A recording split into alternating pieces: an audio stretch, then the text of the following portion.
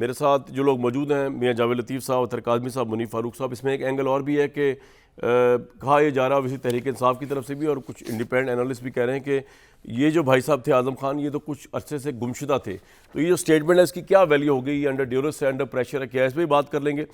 منیف فاروق صاحب، سب سے پہلے بتائیے گا، لوگوں کو بتائیے گا کہ مجسٹریٹ کے سامنے بیان دینے کی کیا قانونی ویلیو ہے، اس کا کیا امپیکٹ عمران خان کے خلاف ہو سکتا ہے اگر وہ ادروائز بیان دیتے جو مجسٹریٹ کے سامنے نہ ہوتا.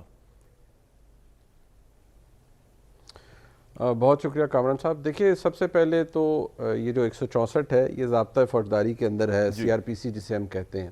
اور جو میجسٹریٹ کے سامنے بیان ہوتا ہے اس کے اندر میجسٹریٹ کے اوپر باؤنڈ ہوتا ہے کہ وہ جو بیان دینے والا ہے اس کے سامنے یہ رکھے کہ کیا آپ یہ بیان بالکل ایٹ فری ول دے رہے ہیں، کسی زور زبردستی کے تحت تو نہیں دے رہے ہیں.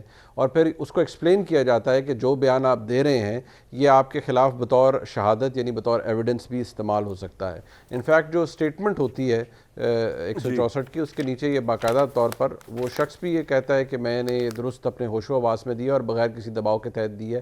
یہ عدالت کے اندر پیش ہو سکتی ہے ایز ایویڈنس. ہاں، کراس ایگزامینیشن کے دوران پھر وہ ایک ڈفرینٹ پروسیس ہے، اس کے اندر تو پھر بہت کچھ ہو سکتا ہے. لیکن اس کی ویلیو پولیس کے سامنے دی گئے بیان کی کوئی قانونی ویلیو نہیں ہوتی. یہ بات ٹھیک ہے کہ جب اس طرح کا بیان مجسٹریٹ کے سامنے ہوتا ہے تو مجسٹریٹ پولیس کو بھی کمرے سے باہر نکلنے کا کہہ دیتی ہے، اور پولیس اور جو بندہ آتا ہے اس کو بھی سوچنے کا موقع دیتی ہے، اور اس کے بعد اس سے پوچھتی ہے کہ آپ انڈر ڈیورس تو نہیں، انڈر پریشر تو نہیں ہے.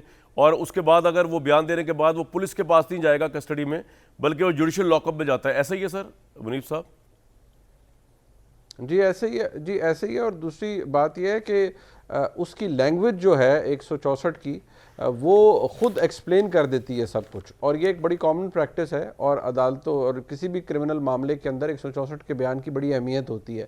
میں دوبارہ عرض کروں گا کہ جب معاملہ ٹرائل میں جاتا ہے تو پھر بہت ساری چیزیں ہوتی ہیں، کراس ایگزامینیشن کا ایک پورا پروسیس ہوتا ہے. اگر اب اس کے دوران یہ معاملہ ٹرائل میں جائے منیف بھائی اور اعظم خان اس بیان سے مکر جائیں جی اور کہیں کہ جی مجھے تو اٹھا لیا گیا تھا، میں تو انڈر ڈیورس تھا، یہ بیان ہی غلط ہے، تو کیا اب یہ بیان ان کے خلاف یوز ہو سکتا ہے یا اس بیان کی ویلیو رد ہو جائے گی اور ان کو لا پروٹیکشن دے گا اگر ایسا ہوتا ہے تو؟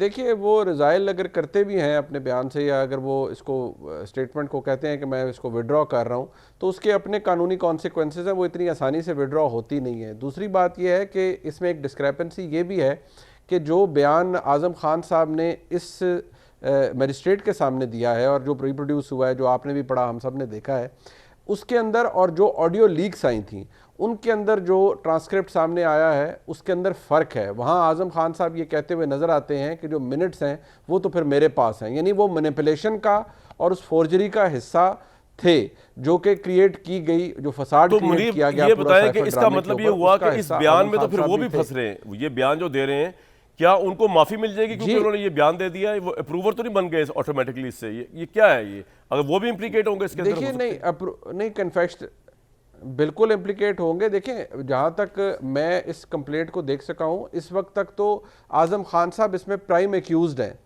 اور اعظم خان صاحب نے اس کیس کے اندر پرائم ایکیوز تھے، اور عمران خان صاحب نے کہ ان کے خلاف کوئی کارروائی نہ ہو، لاہور ہائی کورٹ سے ایک سٹے آرڈر لے رکھا تھا جو کافی عرصے تک چلا. ختم ہو گیا 2 دن پہلے، میرے خیال میں پرسوں وہ جی 2 دن پہلے ختم ہوا. جی ہاں 2 دن پہلے ایف آئی او کہا گیا کہ آپ انویسٹیگیٹ کریں. جی ہاں، اس لیے ایگزیکٹلی. تو اعظم خان صاحب جہاں پر بھی تھے، وہ جو ان کی گمشدگی کا مقدمہ بھی درج ہوا ہے کوثار کے اندر، میرے خیال میں وہ میں آپ کو اطلاع دے دوں کہ ان کی گمشدگی کی ایف آئی آر ختم کر دی گئی ہے کیونکہ متاثرہ نے بتا دیا ہے پولیس کو کہ وہ اپنی مرضی سے دوست کے پاس تھے. پتہ نہیں کیسا دوست ہے یار یہ، ایسا دوست اللہ ہر ایک کو دے جو اتنے دن رکھے بھی اور آپ کو اور میڈیا میں اتنی ہلچل بھی، اور انہوں نے اپنی مرضی سے. منی میں آپ کے پاس دوبارہ بالکل آ رہا ہوں، اور اعظم خان صاحب کا یہ بیان مجسٹریٹ اے سی انڈسٹریل ایریا بھٹی اسلام آباد نے ریکارڈ کرایا. پہلا ان کا لفظ میں سمجھ نہیں آ رہا.